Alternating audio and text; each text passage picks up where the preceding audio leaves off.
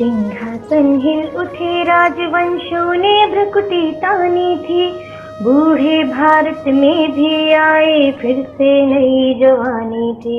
गुमी हुई आजादी की कीमत सबने पहचानी थी। दूर फिरंगे को करने की सबने मन में ठानी थी। चमक उठी सन 57 में वह तलवार पुरानी थी। बुंदेले हर बोलों के मुंह हमने सुनी कहानी थी। बुंदेले हर बोलों के मुंह हमने सुनी कहानी थी।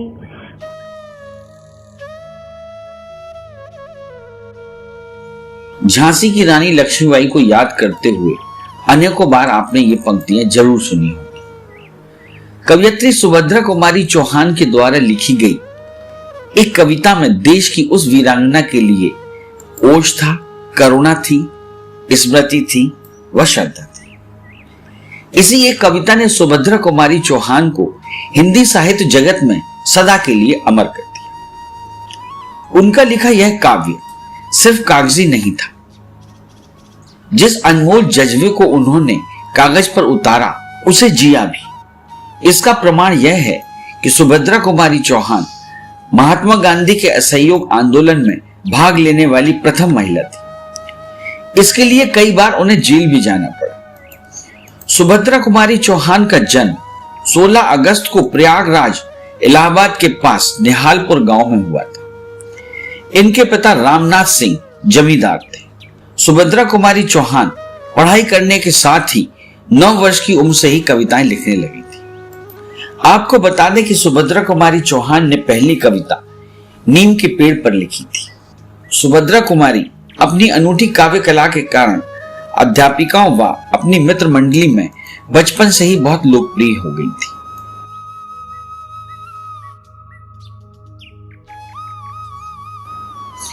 बचपन में कविता लिखने का सिलसिला जो शुरू हुआ तो ताउम्र चलता रहा। सुभद्रा कुमारी चौहान का विवाह लक्ष्मण सिंह के साथ हुआ था।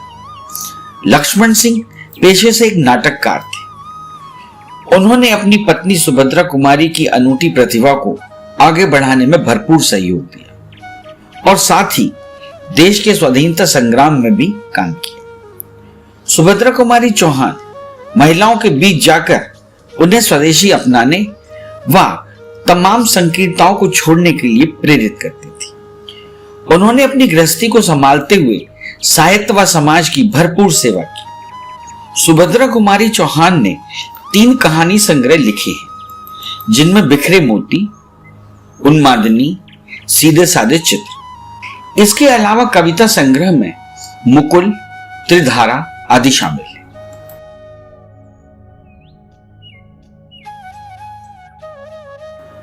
सुभद्रा कुमारी चौहान की बेटी सुधा चौहान का विवाह मुंशी प्रेमचंद के बेटे अमृत राय से हुआ था। सुभद्रा कुमारी चौहान अपनी मां को बहुत प्रेम करती थी। उन्होंने अपनी मां की जीवनी भी लिखी थी, जिसका नाम है मिले तेज से तेज। सुभद्रा कुमारी चौहान व कवयित्री महादेवी वर्मा दोनों ही बचपन की सहेलियां थी और दोनों ही साहित्य में अपनी रचनाओं के बल पर जानी जाती है। आपको बता दें, सुभद्रा कुमारी चौहान की राष्ट्रव्यापी ख्याति की वजह बनी बहुचर्चित कविता झांसी की रानी।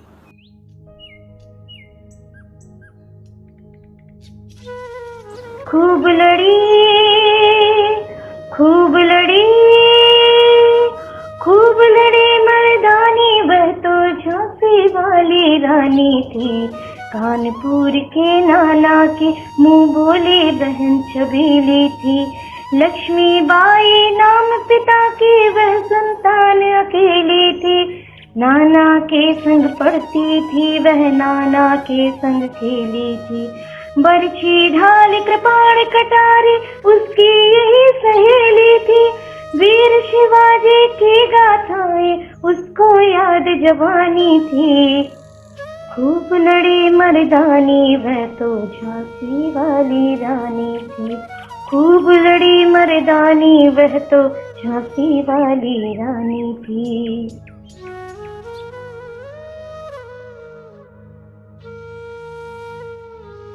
यह कविता भावुक वह रोंगटे खड़े कर देने वाली कविता है जो झांसी की रानी के जीवन पर आधारित है। इसके साथ ही यह कविता हिंदी साहित्य में गाई जाने वाली सबसे प्रसिद्ध कविताओं में से एक है। इस कविता में झांसी की रानी की जिंदगी और 1857 की क्रांति में उनके योगदान के बारे में बताया गया है। यह कविता आज भी स्कूलों में पढ़ाई जाती है। बताया जाता है कि सुभद्रा कुमारी चौहान की झांसी की रानी कविता को अंग्रेजी हुकूमत ने जब्त कर लिया था, लेकिन तब तक भारतीय जन जन को यह कविता रट चुकी थी। आपको बता दें कि झांसी की रानी कविता हिंदी साहित्य में सबसे ज्यादा पढ़ी और गाई जाने वाली कविताओं में से एक है।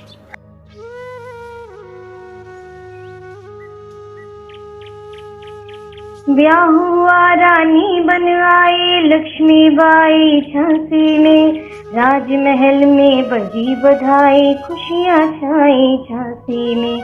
सुघट बुंदेलों की बिरुदावली सी वह आई झांसी में, चित्रा ने अर्जुन को पाया शिव को मिली भवानी थी। बुंदेले हर बोलों के मुंह हमने सुनी कहानी थी। खूब लड़ी मर्दानी वह तो झांसी वाली रानी थी।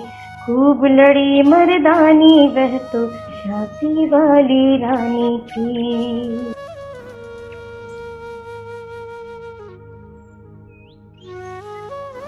उनकी राष्ट्रप्रेम की भावना को सम्मानित करने के लिए 26 अप्रैल 2006 को भारतीय तटरक्षक सेना में एक युद्धपोत को शामिल किया गया था। इससे काफी पहले 6 अगस्त 1976 को भारतीय डाकतार विभाग ने उनके सम्मान में 25 पैसे का डाक टिकट भी जारी किया था।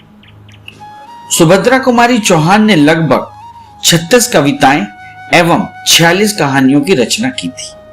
त्याग व सादगी को अपनाते हुए सुभद्रा कुमारी चौहान सफेद खाकी की बनी बिना किनारे की धोती पहनती थी। गहनों व कपड़ों की बहुत शौकीन होते हुए भी उनके हाथों में ना तो चूड़ियां थी और ना ही माथे की बिंदी। आखिर महात्मा गांधी ने सुभद्रा कुमारी चौहान से मुलाकात के दौरान पूछ ही लिया था कि बहन तुम्हारा ब्याह हो गया है।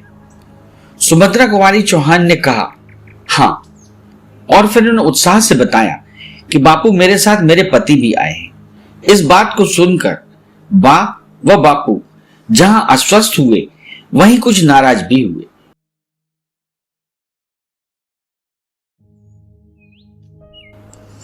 बापू ने सुभद्रा कुमारी चौहान को डांटा, कहा तुम्हारे माथे पर सिंदूर क्यों नहीं, तुमने हाथों में चूड़ियां क्यों नहीं पहनी, जाओ कल किनारे वाली साड़ी पहनकर आना।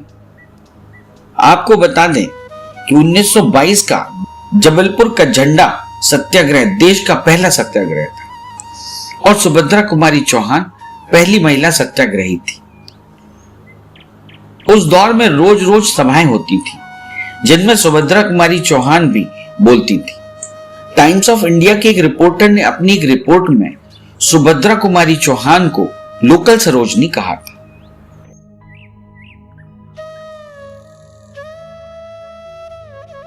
लक्ष्मी थी या दुर्गा थी वह स्वयं वीरता की अवतार। देख मराठे पुलकित होते उसके तलवारों के वार। नकली युद्ध व्यूह की रचना और खेलना खूब शिकार। सैन्य घेरना दुर्ग तोड़ना ये थे उसके प्रिय खिलवाड़। महाराष्ट्र कुल देवी उसकी धिया राज्य भवानी थी। बुंदेले हर बोलों के मुंह हमने सुनी कहानी थी। खूब लड़ी मर्दानी वह तो झांसी वाली रानी थी। खूब लड़ी मर्दानी वह तो झांसी वाली रानी थी। खूब लड़ी मर्दानी वह तो झांसी वाली रानी थी।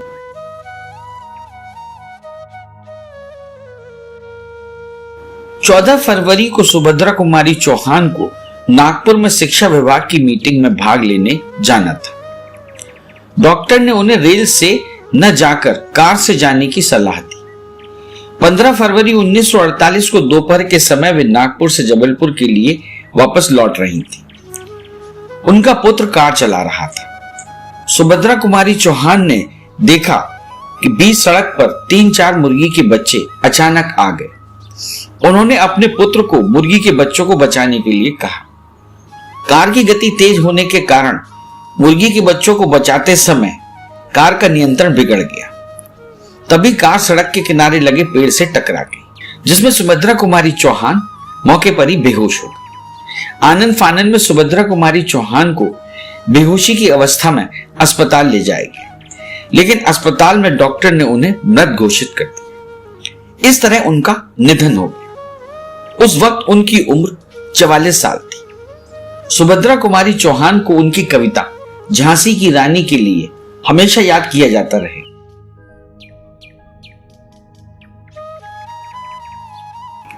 इस चैनल को लाइक और सब्सक्राइब करना ना भूलें। देखते रहिए बंजारा बीट्स।